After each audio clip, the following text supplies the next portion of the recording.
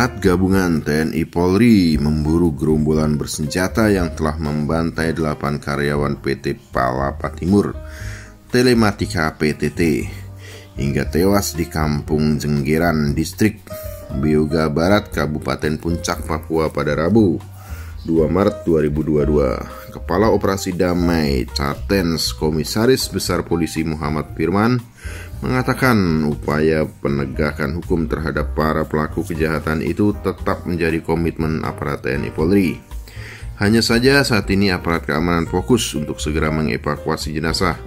Ini sekarang sudah dievakuasi ya jenazah ini.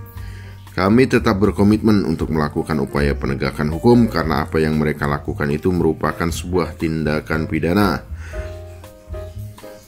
Nih kata Kombes Firman Minggu 6 Maret 2022. Satgas Operasi Damai Cartens katanya kini terus mengumpulkan informasi dari anggota di lapangan tentang para pelaku yang telah membunuh 8 karyawan PTT tersebut.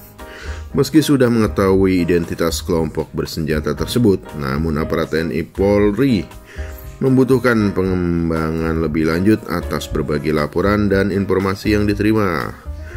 Pelakunya sudah bisa kami identifikasi, namun kami perlu pengembangan lebih lanjut, kata Kombes Firman. Sebelumnya, Direktur Reserse dan Kriminal Umum Polda Papua Kombes Faisal Rahmadani menyebut pelaku penyerangan karyawan PTT yang diperkirakan berjumlah 10 orang merupakan kelompok yang dipimpin Terry Aibon alias Aibon Kogeya. Terry Aibon diketahui merupakan anak buah salah satu gembong KKB Nawaker. Upaya evakuasi 8 karyawan PTT dari lokasi mereka ditembak yaitu di BTS 3 proyek Palaparing Timur di Kampung Jenggeran, Distrik Beoga Barat, Kabupaten Puncak ke Timika, Kabupaten Mimika pada Minggu pagi belum bisa dilakukan karena helikopter tidak bisa menjangkau lokasi itu. Tapi saat ini sudah bisa ya dijangkau. Aparat TNI dan Kepolisian Republik Indonesia tengah memburu sosok Goliat Tabuni, pentolan kelompok kriminal bersenjata KKB Papua yang disebut bertanggung jawab atas tewasnya 8 pekerja PT Palapa Timur Telematika PTT. Diketahui 8 karyawan PTT menjadi korban tewas setelah ditembak KKB Papua di Distrik Beoga, Kabupaten Puncak, Papua Rabu 2 Maret 2022 lalu. Setelah melalui evakuasi yang tidak mudah, 8 jenazah karyawan PT tersebut hari ini Selasa 8 Maret 2022 diterbangkan ke kampung halamannya masing-masing dari Bandar Udara Moses, Kilangin, Kabupaten Mimika. Jenazah Boni Simanulang tadi malam diserahkan ke pihak keluarga, selanjutnya pagi ini diberangkatkan ke Palu. Sedangkan Baby Tabuni warga Ilaga, Kabupaten Puncak sudah diberangkatkan lebih dulu sekitar pukul 06.00 waktu Indonesia Timur ke kampung halamannya. Kemudian jenazah Renal Tegase Tantua dikirim ke Ambon dan jenazah Bill Garibaldi dikirim ke Bandung. Jenazah Sahril Nurdiansah dikirim ke Jakarta, Eko Septiansah akan dikirim ke Kebumen, Jawa Tengah. Jenazah Ibu dikirim ke Subang, Jawa Barat dan jenazah Jamaluddin dikirim ke Bandung. Akhirnya 8 karyawan PT PTT yang menjadi korban penembakan KKB siap dipulangkan ke kampung halamannya masing-masing, ujar Kapolres Mimika AKBP I Gusti Gede Era Adinata kepada tribunpapua.com Selasa 8 Maret 2022. Goliat Tabuni, pimpinan KKB Papua, disebut-sebut bertanggung jawab atas penembakan terhadap 8 pekerja PTT itu. Selain Goliat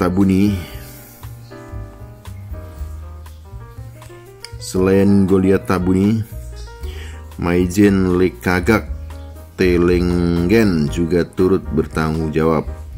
Lantas siapakah Goliat Tabuni ini? Dikutip dari Surya, Golia Tabuni adalah Panglima Tinggi Tentara Pembebasan Nasional Papua Barat (TPNPB) yang bermarkas di Tinggi Nambut, Puncak Jaya, Papua.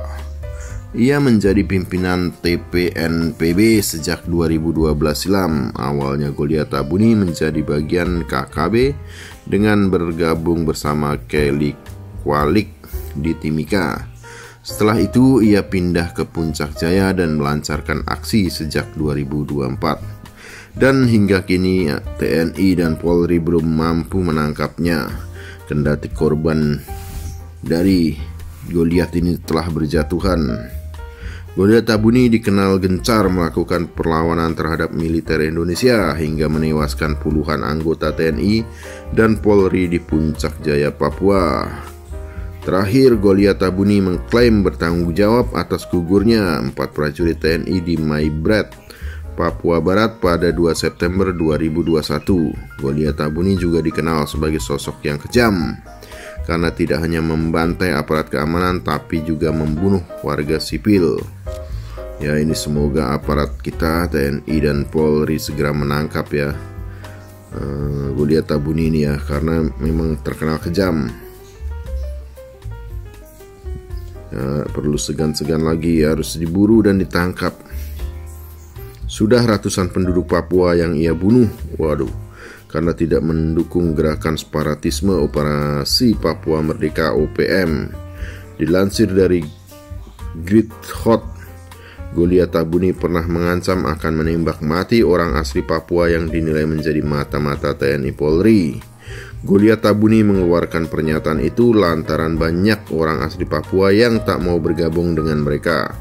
Gara-gara orang asli Papua memilih bergabung dengan Indonesia, banyak pentolan KKB Papua terbunuh oleh aparat.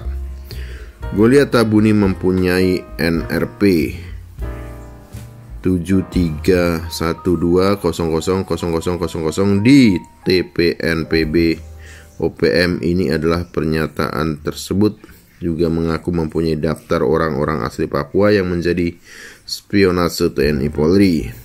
Maka jika ada orang asli Papua yang ditembak mati KKB Papua, maka mereka menganggapnya sebagai mata-mata TNI Polri. Golia Tabuni juga mengklaim mata-mata TNI Polri itu menyamar sebagai guru, tenaga medis, PNS, pedagang kaki lima, pedagang asongan, tukang ojek, sopir angkutan, sopir rental, penjual es keliling, penjual pakaian keliling, penjual tiket, penjual pulsa, konter HP, pendeta majelis gereja, pengelola rumah makan, tukang bangunan, tenaga kerja proyek, infrastruktur, jurnalis, dan lain-lain. Wah, ini menurut daftar dari Golia Tabuni ya, sehingga sangat meresahkan orang ini. Harus segera ditangkap. Di bawah Golia Tabuni masih ada sosok Panglima Lekagak Telenggen yang ditunjuk sebagai pemimpin operasi. Nama Lekagak Telenggen belakangan ini terdengar semakin sering disebut. Maklum, perbuatan onarnya di kawasan Puncak, Papua sudah sangat meresahkan. Bahkan setiap aksi Lekagak Telenggen dan gerombolan bersenjata api itu selalu merenggut nyawa warga setempat. Warga pun menjadi korban. Ini TNI harus segera bertindak. Hingga Jenderal Bintang 1 Komando Pasukan Khusus TNI Angkatan Darat pun menjadi korbannya.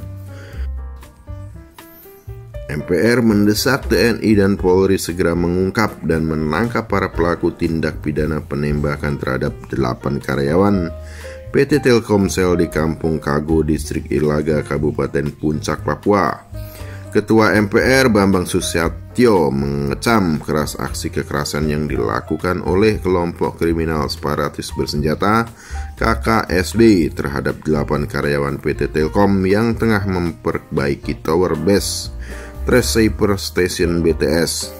Saya mengecam keras serangan KKSB terhadap warga sipil di Papua, terutama dalam penembakan terhadap pekerja jaringan telekomunikasi tersebut.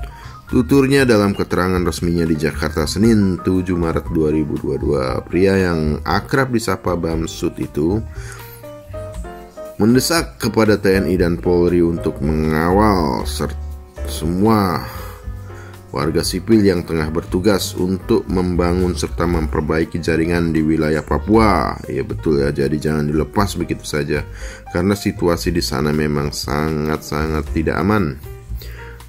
Para pemberontak dari KKB ini selalu mengintai dan mengincar para korbannya, tidak peduli itu warga sipil maupun juga aparat TNI, terlebih lagi kalau warga sipil ya yang tanpa perlindungan, tanpa senjata, mereka akan sangat mudah untuk melakukan pembantaian ya, penembakan, sehingga memang harus dijaga selalu oleh aparat.